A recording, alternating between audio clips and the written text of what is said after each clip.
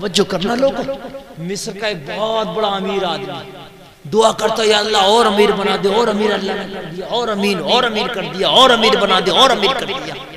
लेकिन अमीरी कितना भी हो आदमी, जब तक सुकून अल्लाह अता ना करे, जब तक सुकून नहीं मिलेगा, सुकून अल्लाह ही देता है। सुभान अल्लाह, सुभान। अमीरी में सुकून नहीं, सुकून जो है गरीबी में भी है, मगर जब अल्लाह सुकून दे। वो मिस्र का अमीर आदमी जो बहुत अमीर तरीन था, एक दिन अचानक बीमार हो गया। क्या हो गया? बीमार। जोर से बोल दो जरा, क्या हो गया? बीमार। अल्लाह ताला अगर आप में कोई बीमार है तो मेरा मौला आपकी बीमारी जलसे के सदक़े में दूर कर दे। आमीन आमीन। तो मिस्र का अमीर बीमार हो गया, गाँव के पास गया चेकअप कराने के लिए। गाँव में मशीन लगाई, चेकअप किया। चेकअप करने के बाद में डॉक्टर ने जवाब दे दिया, घर ले जाओ। डॉक्टर दो ऐसे मौके आते हैं जब डॉक्टर कहता घर ले जाओ। एक तो जब बिल्कुल ठीक हो आदमी तो कहता भाई कोई मर्द नहीं है, चले जाओ, कोई टेंशन नहीं। और एक कब कहता, जब मामला बिल्कुल ही खराब होता है।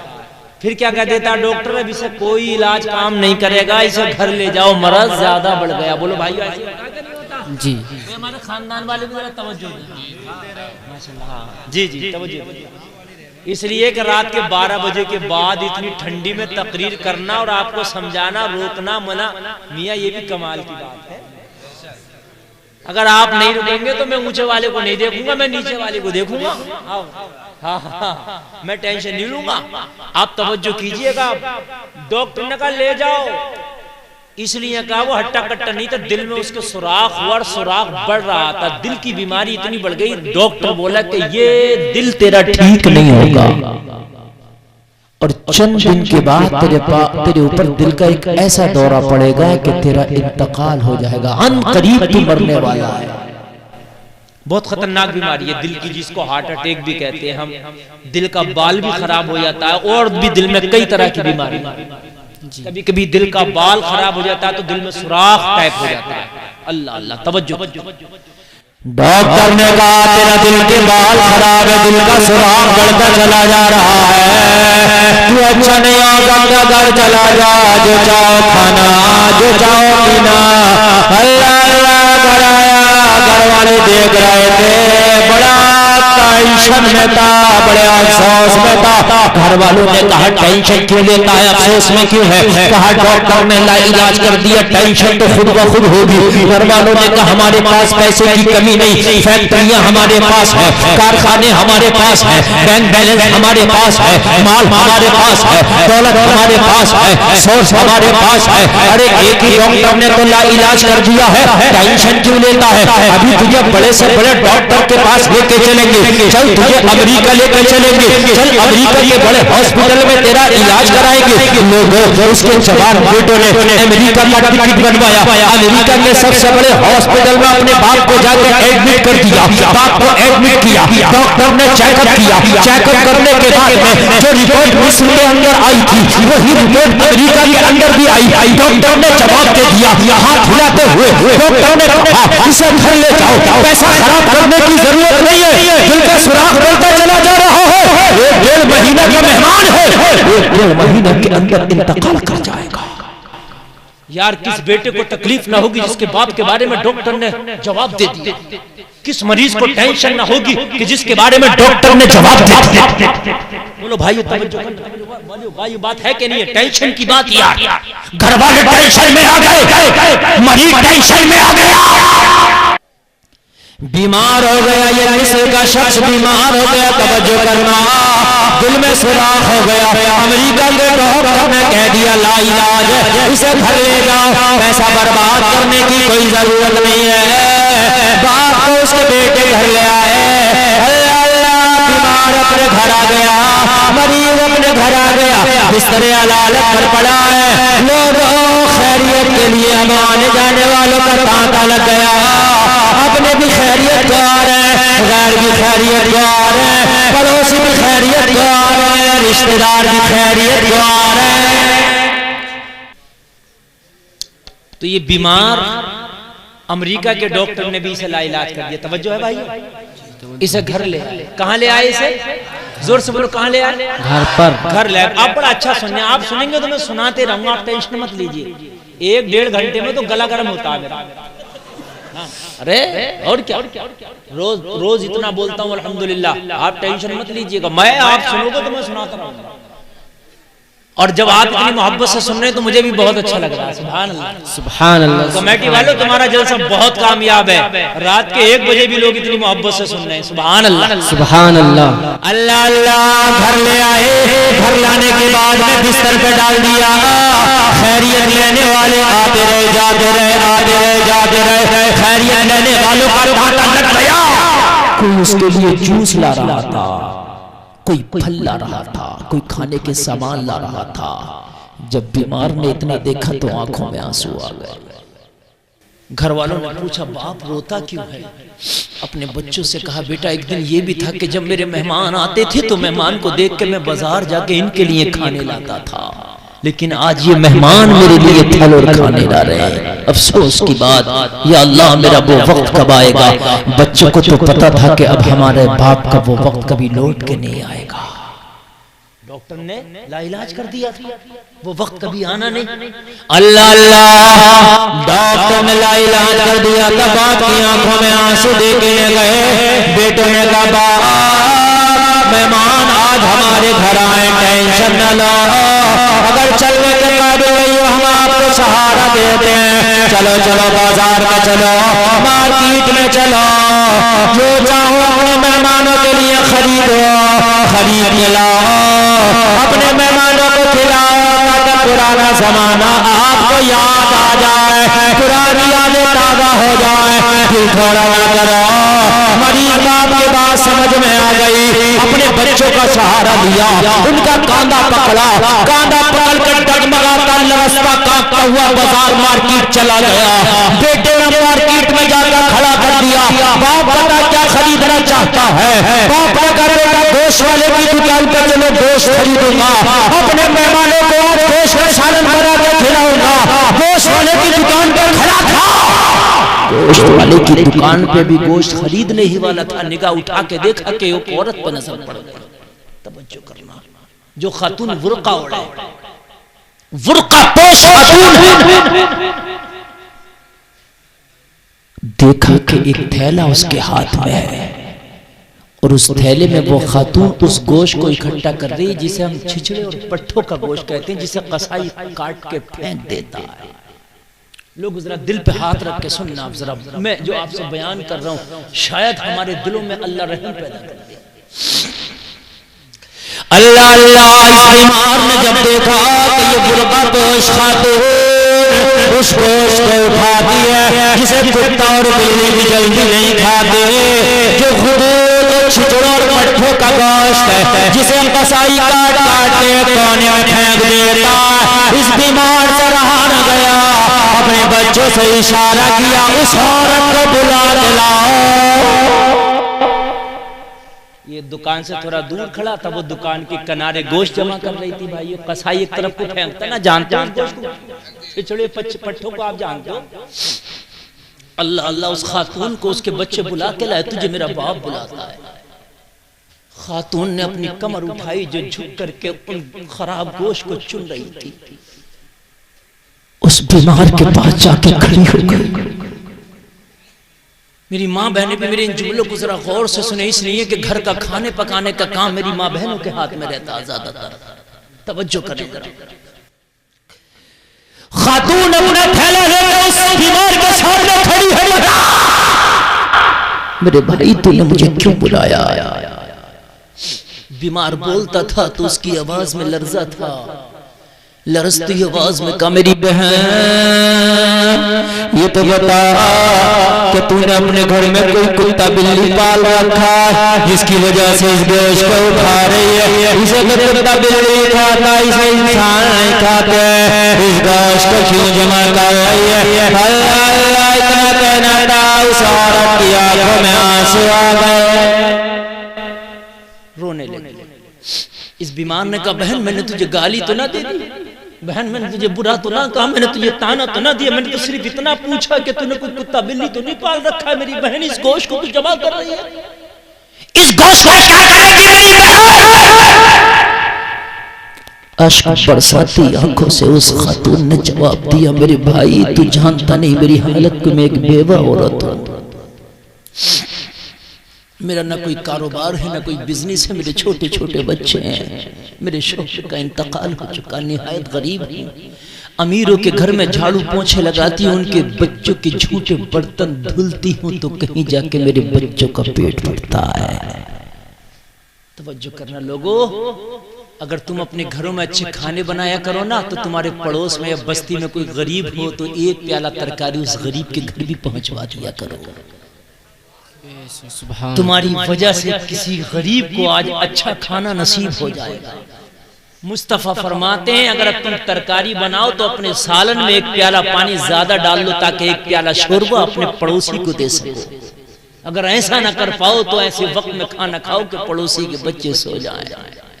अल्लाह अल्लाह। कहने लगी भाई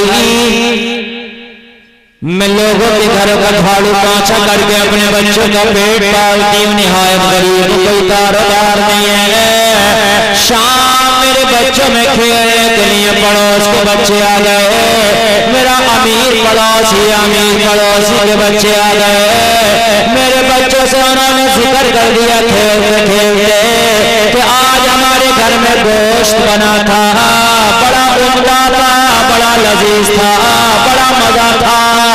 मेरे बच्चों से पड़ोस के बच्चों ने गोश्त का जिक्र कर दिया, पूरी रात मेरे बच्चों ने मुझे सोने न दिया, माँ हमें भी गोश्त चाहिए। माँ कह रही थी मेरे बच्चों तुम्हारी माँ का इतना एहसास नहीं कि तुम्हें गोश्त खिला सके, तुम नहीं जानते तुम्हारी माँ पे गुर्बत आ रही है। बच्चे कहते थे माँ हम नहीं जानते गरीबी किस बीमारी का नाम है, हमें तो गोश्त चाहिए। पूरी रात मेरे बच्चों ने मेरे भाई मुझे सोने न दिया। जब फजर हुई तो मैं अपने बच्चों से कह दी, मजबूर हो गई कि बच्चों सो जाओ बेटा, मैं तुम्हें जरूर आज गोश्त खिलाऊंगा। खुददार थी, मांग नहीं सकती थी।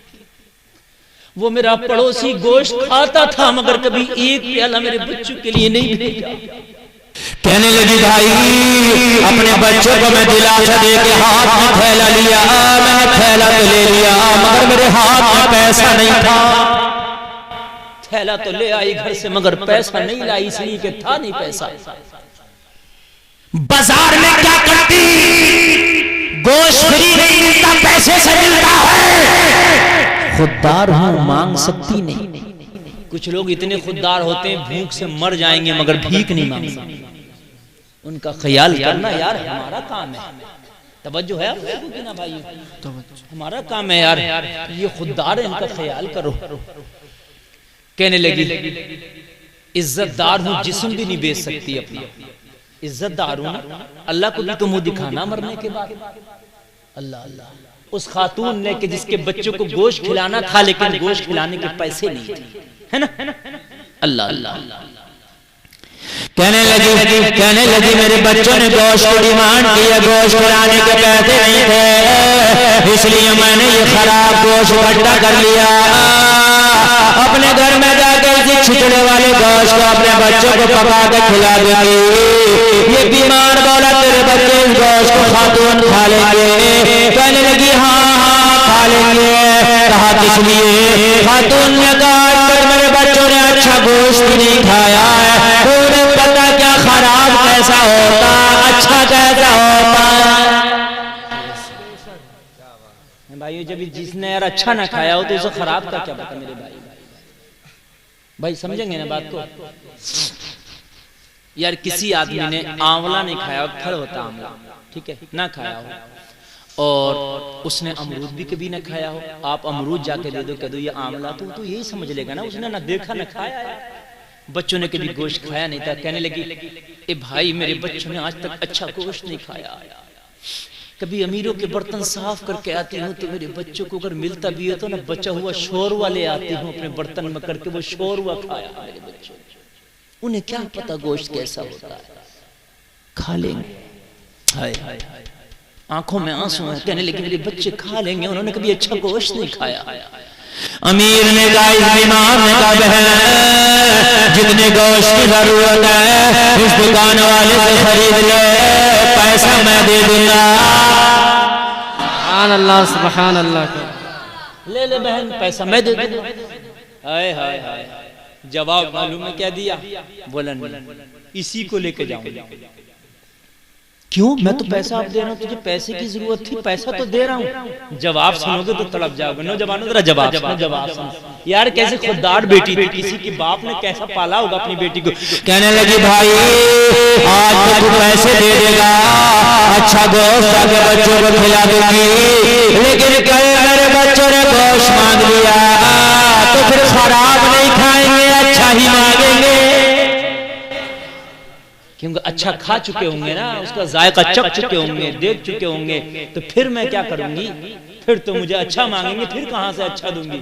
अगर कभी फिर डिमांड करी, पहले तो ये ज्यादा अच्छा लगेगा नहीं, ये गोश्त है ही नहीं खाने का, अच्छा नहीं लगेगा।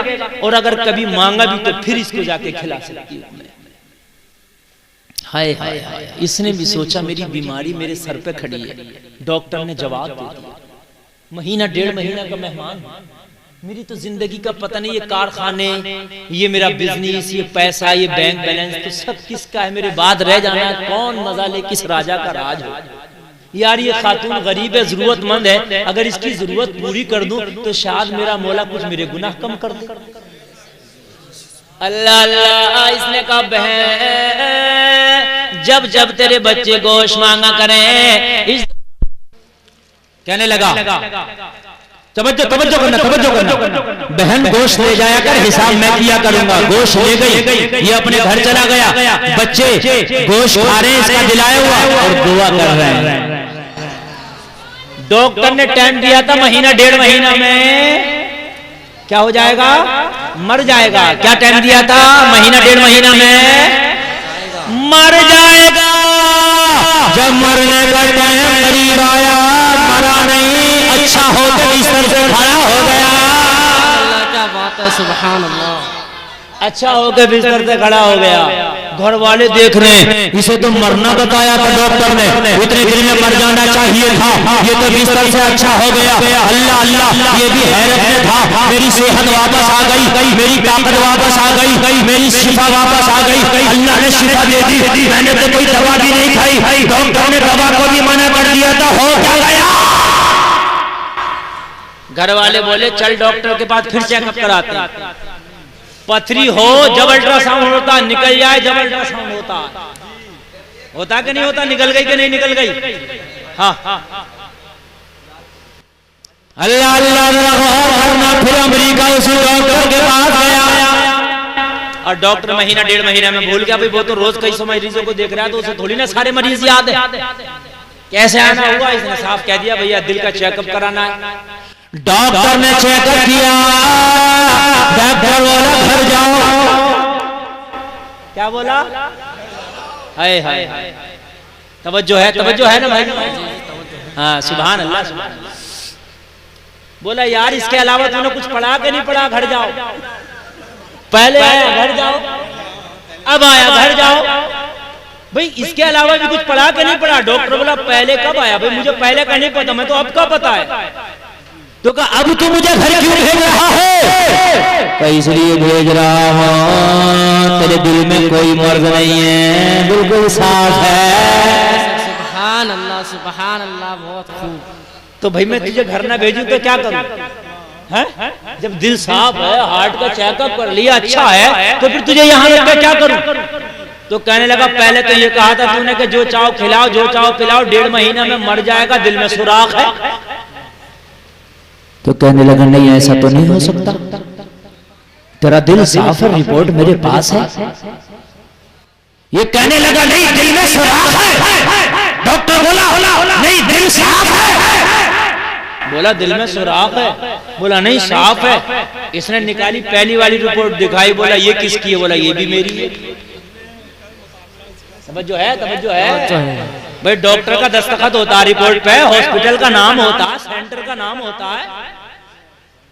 अल्लाह डॉक्टर के हाथ में दोनों रिपोर्टें, एक में सुराख एक साफ, एक में सुराख एक साफ, एक में सुराख, एक साथ माथा पकड़ के बैठ गया। तवज्जो करना यार, क्या है हिसाब? एक में सांप, एक में सुराख, क्या है हिसाब? चक्कर में पड़ गया, चक्कर में पड़ गया। मामला क्या है?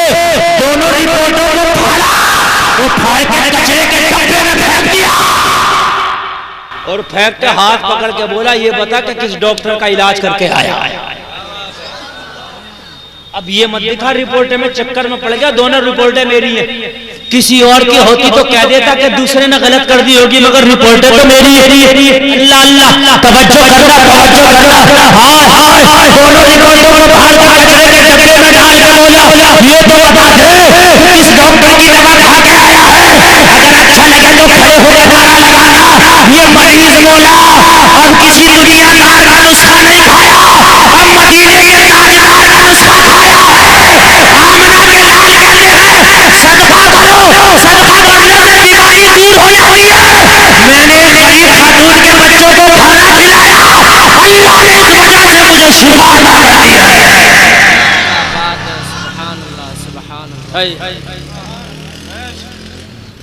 अल्लाह ने मुझे शिफा अता कर दी। इस वजह से डॉक्टर कह रहा था जब तेरे नबी का फरमान का ये आलम है तो फिर पूरा मज़हब इस्लाम का आलम क्या होगा? नबी के फरमान पे अमल कर लिया तूने तो लाइलाज बीमारी से छुटकारा पा लिए। अगर मुकम्मल इस्लाम कबूल कर लिया जाए तो क्या होगा?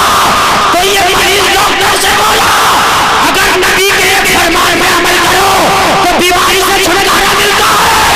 और अगर मुकम्मल इस्लाम कबूल कर लो तो यहाँ भी छुटकारा, वहाँ भी छुटकारा।